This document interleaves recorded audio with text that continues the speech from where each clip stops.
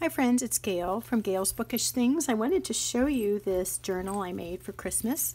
It's for my friend Judy. She is the wife of the man who leads our small group Bible study, and she likes to journal and scrapbook, so I asked her if she would like this, and she said yes. So I just want to show you the tassel. I tied it on to the Tim Holtz attacher clip, and the tassel isn't real thick. It's a little sparser than I sometimes make them, but since it's a smaller album, I felt like the smaller size tassel was a good idea. It's got a blend of Christmas colors as well as some more wintry blue, glittery blues. There's a thingy there, crystal bells, beads, and a couple themed buttons. There's a little gingerbread man. And as you can see, I've sewn in the 3 signatures. They are not perfectly done, but this was just sort of a casual feel journal. It's made with a business envelope. My husband gets a lot of these with mail documents, and so typically we just pitch them or recycle them, but this time I kept the shipping envelope and made it into my cover. Inside, I have inserted cuts of cereal box cardboard to give this cover a little more structure. And as you can see, I tied it with this glittery wire ribbon so it holds its shape.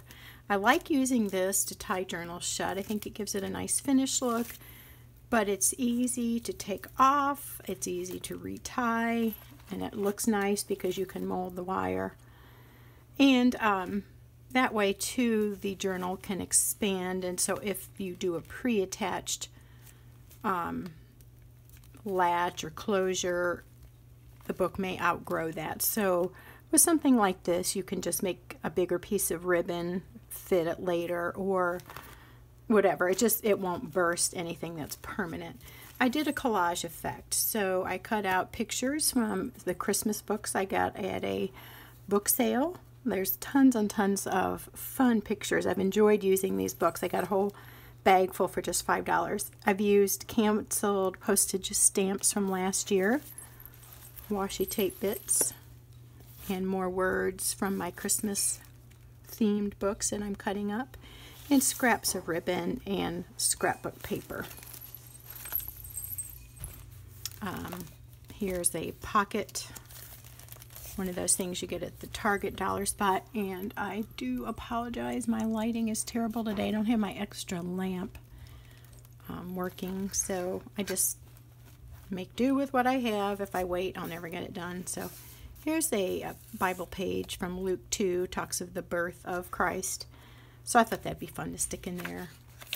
I've got lots of, again, pictures from my Christmas books, cards, old Christmas cards. I just cut off the sentiment or where people have signed them, and I use the cover, and they make a great decorative, pretty spot to journal or just an accent to the books. This is a Norman Rockwell print, not a real print, just from the books.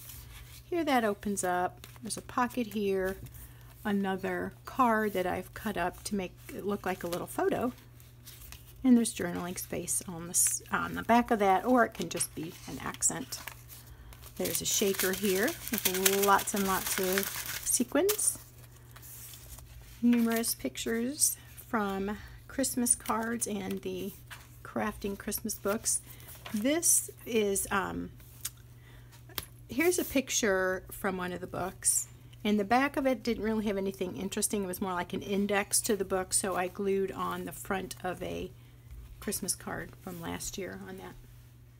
Again, pictures cut out from the bigger books to make little accents on the pages.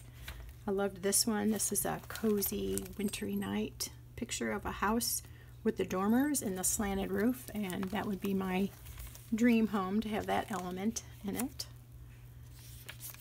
And then some of these trims I sewed on, some I glued on. I have found that I like to sew onto the heavier cardstock versus sewing onto a older paper or a paper that might rip. And then 2 more pockets. These I inserted sideways. So there's a picture of cookies. Here's a little envelope that opens in the back. All these little tuck things are just examples. The recipient, my friend Judy, can alter this as she wishes and rearrange stuff or take it out. I always like sticking stuff in the tuck spots or corner tucks or belly bands or envelopes just so people see it and realize that that's a usable space. Again, a Christmas card. This one's from my brother who lives in Florida, and he likes wildlife things, so I use the cover of that, which I think is a great use of old Christmas cards. Rather than pitching them, you can recycle them or reuse them in that way. And on the other side of this envelope, I attached the envelope to the other side of one of those book pages. Some tape here, sparkly tape, and a Tim Holtz sticker. More washi. And these are just fun accents. They make it feel Christmassy. Here's a washi-in picture. The back is has a scripture verse from Luke 2, 6 and 7. So there's journaling space there, scrapbooking space, but also just brings in the meaning of Christmas there a little bit. More washi. This is just clipped in with some red paper. And this has some little shoes. So Judy has some grandchildren. One of them is a girl. I think she just has the two. So anyway, that is a pair of shoes. It could be in honor of her granddaughter. And then this is a clear envelope cover. I don't know what you call it, an envelope cover. It's a recipe cover, and I've glued that in a couple times, and it's just not wanting to adhere, so I may need to do that again. But I put a fun little Santa recipe card in there. More Christmas cards. A little label. I made this little tuck spot here on the bottom of a Christmas card. And here's just a collage. It's got a recipe, a little button embellishment that I made earlier, and a little corner. This was supposed to be a corner tuck, and silly me, I glued it in incorrectly, so there's nowhere to tuck it. So I just made it a collage page, and I put Pfeffernusse. My mom's side of the family were German, and so I like the German things, and I like to include that here and there when I can, and in honor of them, or just because of the German heritage in my family. Here I put a picture on a picture, and I'm going to quickly go through this. I am never allowed much room. For whatever reason, I can only do 15-minute videos. People have explained that to me. I'm not sure why, but it is what it is, and it keeps me moving. So, tuck spots. These are from IKEA, I think. Another canceled stamp, and then up here you can see, I probably should slide that up. You can see the sparkle stuff. Let me move my scraps back. This is my crafting area too. A lot of coffee dyed paper in this book, and more cards that I stamped with words that seemed like they could fit the season. Here's one of these coffee things. I bought this from a lady on Pinterest, and you're able to copy them as you wish. So I stuck a green coffee sleeve picture in there.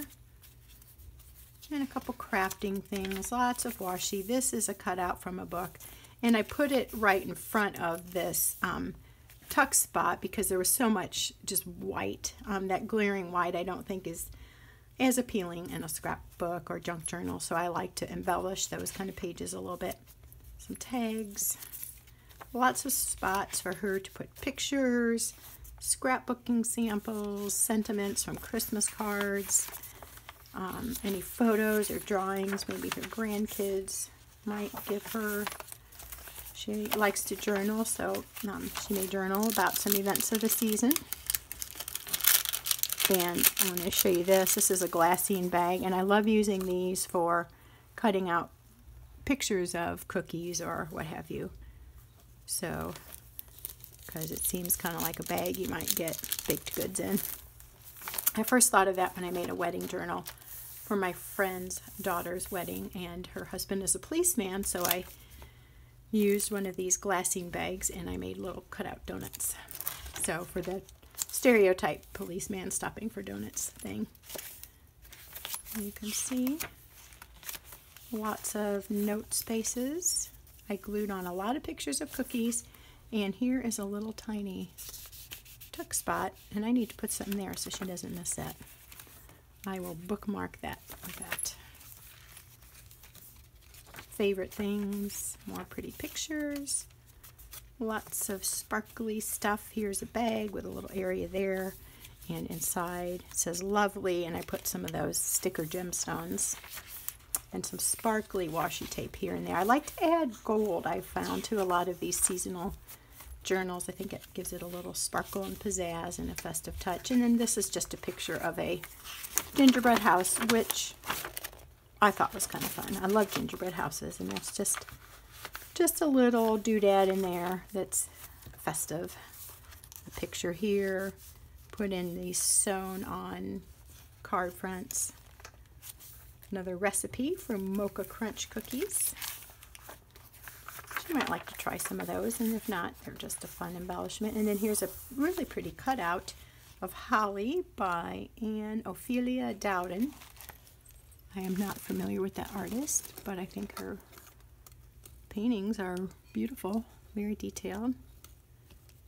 Kind of a classy, traditional look there. So I put that on there. And then these front and back pages are just those blank pages you get in the front of a hardback book. They always have like a blank page at the front and the back in between the main part of the book.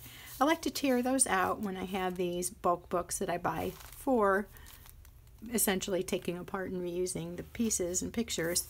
I use those in my books sometimes, and here I did it just to give the inside covers of this basic envelope cover a little more of a finished look. I put some washi at the top and at the bottom there just to reinforce it a little bit, and where this clip goes through, it's washied, so that hopefully will not tear and is durable enough to last a while. So there you have it, a Christmas memory keeping book, junk journal for my friend Judy. I wonder if you all are getting your Christmas books ready, and if you traditionally like to scrapbook or journal during the holidays. It would be fun to hear any of your ideas. Thanks for joining me today, and we will see you next time. Bye.